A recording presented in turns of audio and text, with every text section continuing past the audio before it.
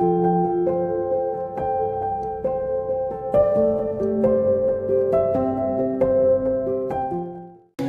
next one I learned is self-improvement. So, one of the characters, Ifeyiwa, played by Bisola, lost her mom at some point, and I think she was just bitter. She was angry. She was sad.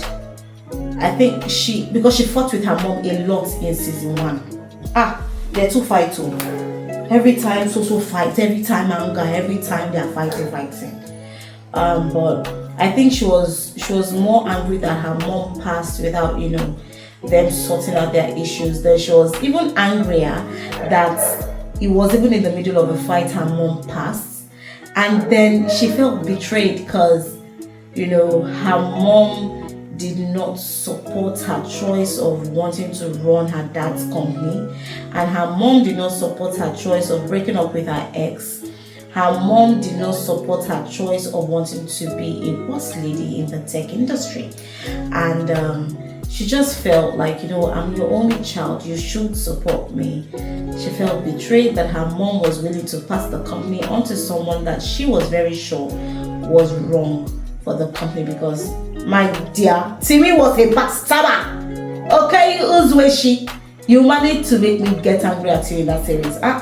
Very annoying. I don't know who is even worse between Uzweshi and Gabriel Afolayan. Those two characters, God have mercy. Timmy and the Ronti, very annoying characters. Annoying, entitled characters. Anyways, I think because of all that she was feeling, she got addicted to alcohol, and her friends didn't know about it.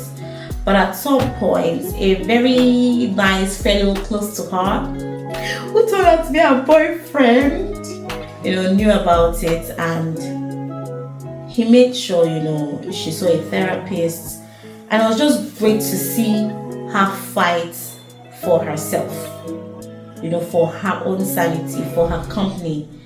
And she thought, I could be a better person. I'm better than alcohol taking over. I'm better than,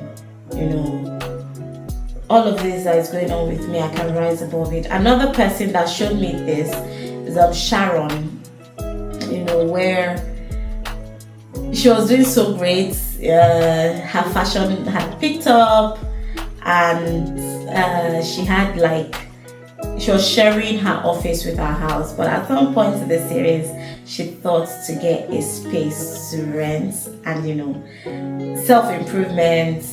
So from personal self-development to career development, I love to see that on the series, and that series gave that to me. It just showed me that you could be a better version of yourself, regardless of what area it is that you choose to pick it, as long as you're determined, and you're focused. Yes, that. Another is acceptance and forgiveness. I learned that through Ramat. Ramat showed me strength in this series. Her husband had erectile dysfunction, and he couldn't perform as much in the other room.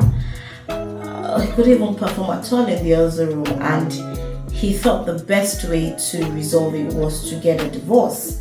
But I could see how Ramat pushed for her marriage, and she said, what, I don't even know what is wrong with you, but whatever it is that is wrong with you, what, I am not leaving this marriage. We're going to get through it together. Even if at the end we now realize that Ramat was really the one doing the work. See, marriage is funny.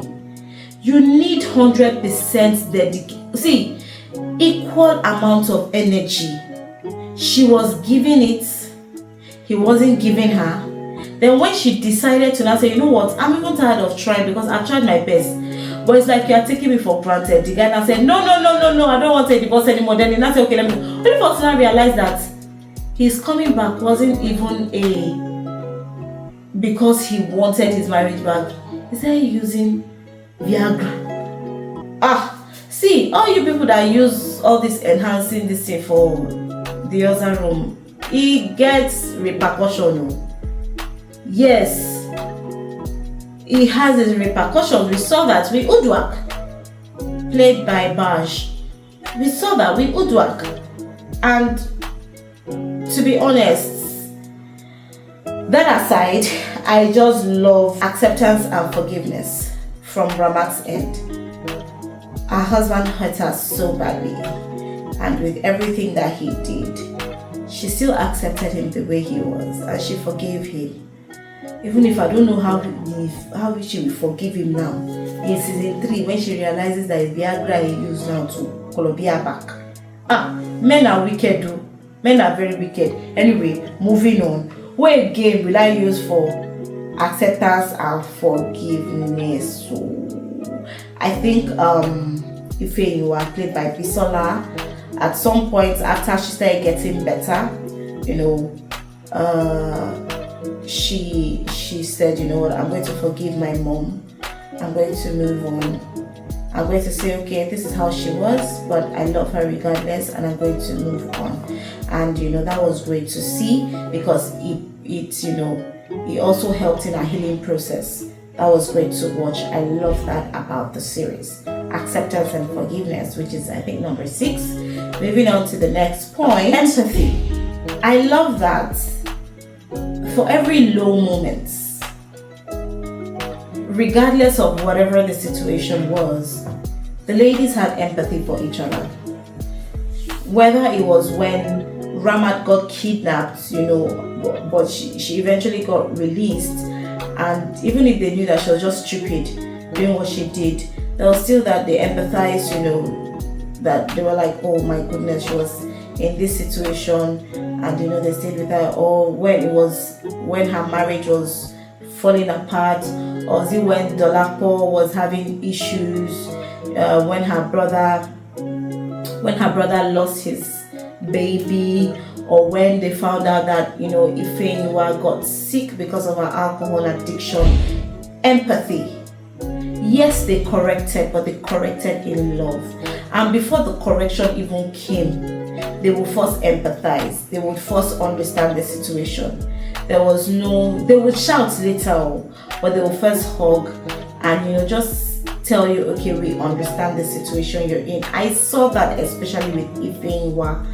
Unfortunately, they didn't realize she was so good with hiding that part of her life. And even if one or two of them had guessed that, maybe she had alcohol issues, she was so good at hiding it that, she only did that when her friends were away. And I like that, when they eventually found out that she had an alcohol problem, they empathized with her. And they were like, oh, you should have come to us, you should have told us. I like that about it. There was no judgments. There was no, okay, hey, problem. I shouldn't be working with people like this. Things that people in this world will first do. There was first empathy, then there was, correction. Evie showed that when she would come and she was like, what's wrong with this girl? See alcohol everywhere, she would clean up after her and all of that. I love that. Empathy. They showed a lot of it in the series. Empathy. I love that about it. Yes. Empathy, no judgments, and then correction with love.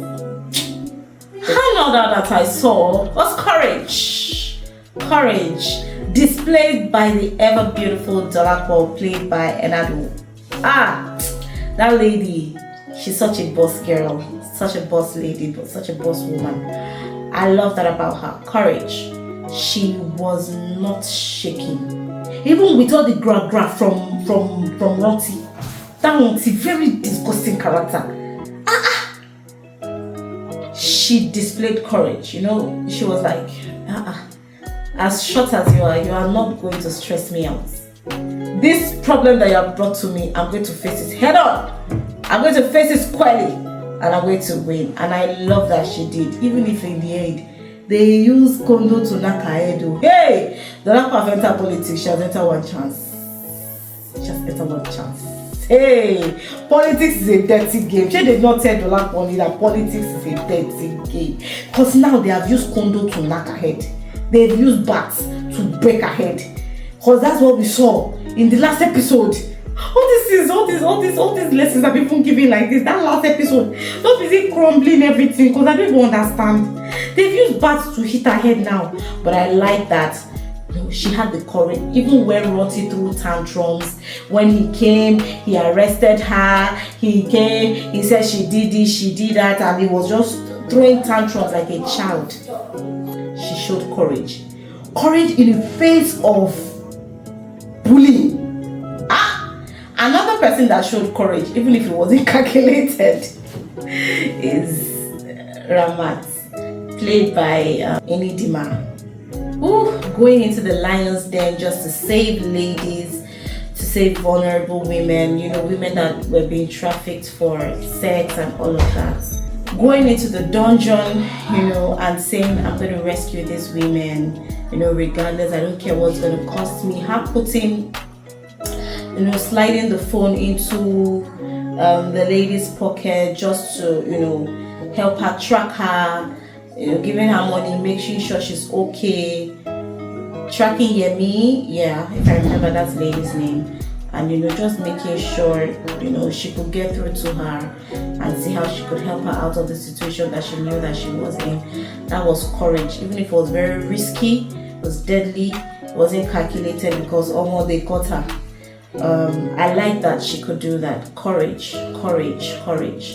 You are strong, you're courageous, but please take calculated risks. Thank you. Don't go and do things that will not put your family in jeopardy. Go and do things that will put your loved ones in a situation where they can't help you out of. She was lucky, which is a very rare case. Thank God she came out of it unscathed, but come on, we've got to do better. We have to take calculated risks. But yes, that is what I learned. Courage displayed by those two ladies in the series. Yep. Respect. Respect for yourself. Respect for yourself as a woman. One person that showed me that was EBA. Even if she found this very handsome boy, this fine boy that did just shige in SGIT. But in this one, we didn't even understand whether it's shige he wanted to do also. But the guy himself is so strict. He was so strict in this series. But anyways, I like that she had respect for herself when she thought that, the guy was just in for it because he was in Nigeria for that period of time. And she just told herself, you know what? If this is what you want to have with me, hell no, I'm not doing that with you. I'm going to take myself out of the situation. I'm going to remove myself from this situation quickly so that the bond I've borne is not too much. I've hurt. Let me quickly, take care of my scar. It's still little and move on with my life. But I'm not going to take this as I've taken from my ex or the other people I've been with before. I like that she had self-respect for herself. That was great to watch. And ladies, take a cue from that. No matter how sweet a guy is, no matter how handsome he is, no matter how well-to-do he is, if whatever it is that he's offering you is not what you have planned for yourself, you can walk away. It's called self-respect. Yep. Don't let him sweet talk you into doing things that you don't want to do. If it's not what you want for yourself, if it's not what you've envisaged for yourself, how can one guy just come and just say, let's see how it goes? If that's not how you plan things for yourself, my dear, you can walk away.